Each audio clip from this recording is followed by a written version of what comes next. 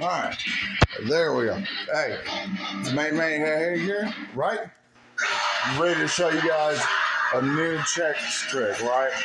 It's out of the Englund gambit. I've been working on it for a little while. Yeah, you'll have to excuse all this. I'm sorry. I got a board actually set up out here, maybe a little bit away from that. I'm not sure what pieces I need. I'm thinking I'm gonna need a couple pawns, probably. I need a bishop. Fuck it, I'll just grab a knight and rook. Right, we'll see what happens. But anyway, out of the Englund gambit. We're out here now in this little area. Oh, fuck, I do need some light. Fuck, there's gotta be one. There. All right. So, we have a little bit of light. And let's set up and try and get a half-ass fucking decent angle. Then we'll do a left, right? Oh, and a rook. Rook for black. So that'll work. Courtesy of somebody. Anyway, so I've always been opposed to, no. Bishop. Always been opposed to D4 openings. So to avoid having to learn a counter to one D4, I've always just played one D4 E5, right? Englund gambit, boom, bang, bingo, fuck what you talking about. Let's move on forward, right? So typically we run into capture. This is mainline stuff right here. And we go ahead and attack the knight, right?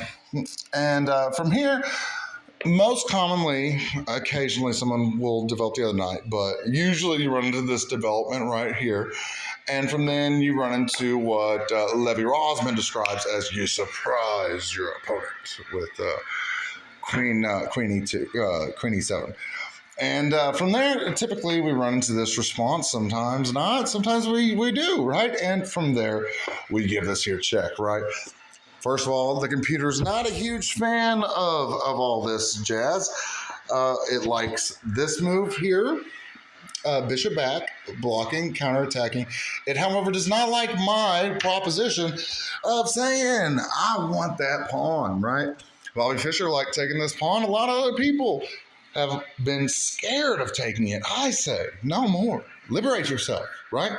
Take that pawn. Right, so we capture it. Now, this is no typical Englund gambit, bishop out, lose the game in 6 moves. But we continue forward, right? Much more logical move that I face all the time. So I thought to myself, I don't want to stop the attack here. So I decided to persist. We're going to play knight G6, right? All right, no, knight G4. Knight G4, other side. And we're going to attack this, right? And if they make any other move other than defending this pawn via, knight D4, knight D4, any other move other than that, or defending with the rook, I suppose.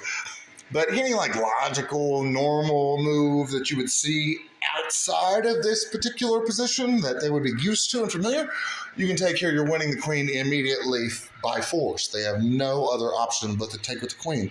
Look at how boxed in the king is here. Now that's the whole idea of this entire little trick here, right? So we'll just go ahead and continue down the rabbit hole as if they play what the computer says is best each move. And granted, you must be aware, you're going to be at a disadvantage.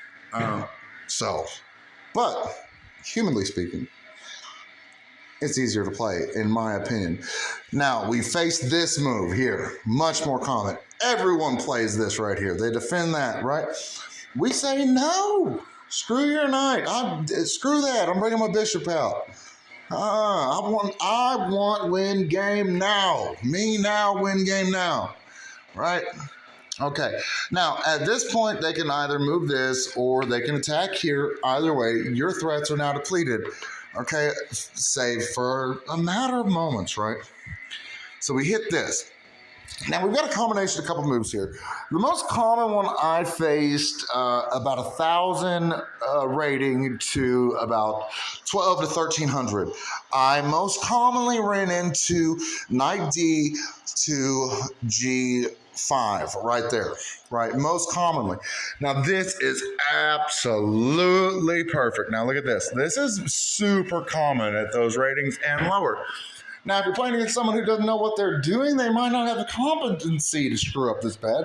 And if you're playing with someone who knows even better, you know, I mean, try the scholar's mate, you know, I mean, goodness, it's hit or miss. But from here, from this point, they hit here, we go back, we got everything defended, right? Their next move is this. We came back with our queen, right? Now we're defending here. They push forward. Oh my gosh, we have screwed up so bad. Holy crap. What's happening? We got to get out of there. We're about to get forked. Oh my God, we lost our knight. Checkmate, mother trucker. What's up? Game over, right? Traps fraught throughout the position. Any little mistake, any little speck of greed you find in your opponent, the most psychologically mind-effing 11 moves your opponent will have to face ever, right?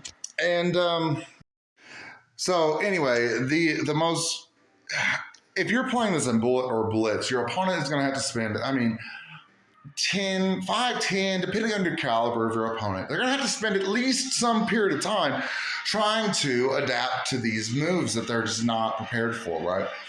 And you're going to end up with some great games, really. I mean, shit.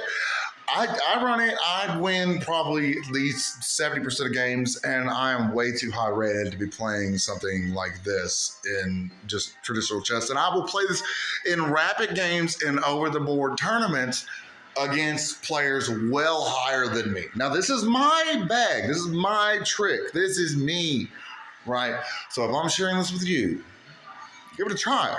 But don't do it too much, man. You know what I'm saying? Mm-hmm.